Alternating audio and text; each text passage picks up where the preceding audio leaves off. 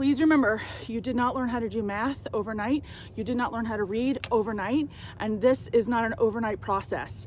There was a question on my all fours video of where I was trying to explain like true bend and pushing to the outside and being down on that weak shoulder and how flexing or pulling puts even more weight on that shoulder. That video question was, what do you do when the horses keep kind of hanging on you or pushing into the bridle? And the commenter said, I get very frustrated and start like yanking on the bit, or what we call raiding the bit. All right, if your horse is pushing on the bit constantly, there's several things going on. One, you potentially have a kissing spine issue where the horse is evading some pain. Two, you have a hind end issue where the horse is evading some pain. This is not a hold here. This is not a hold. This is a hold.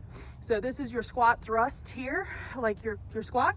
This is being on the forehand and kind of pushing. Could have a tight saddle, meaning I'm kind of tight in my back and very restricted, and I'm bracing to get away from the discomfort. You could have a horse that is pushing in on the bit and needs either tongue relief or tongue pressure, and they're just pushing into it, or you are not aware of where to guide the horse. So with that, a lot of times, due to lack of knowledge, due to youth, due to emotion and or frustration, we tend to get very frustrated when we think we're asking for something correctly and we don't get the result we're looking for.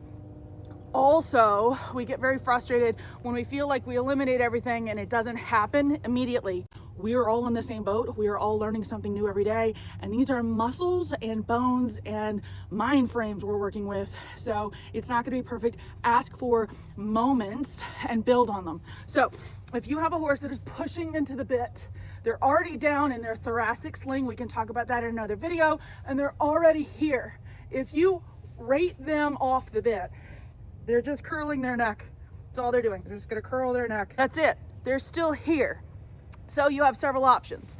You can small serpentine in your warm up where you literally open your rein and they follow, and then open your rein and they follow. This is gonna loosen up their rib cage. This is gonna get them to supple without you even working on it. You have to maintain and pay attention to that tempo, that 1, 2, 1, 2, because a horse is gonna slow down one direction and speed up one direction. That's just how it's gonna go. So you have to be able to help monitor. And you have to quit asking for a 9 all the time with your trot and canter.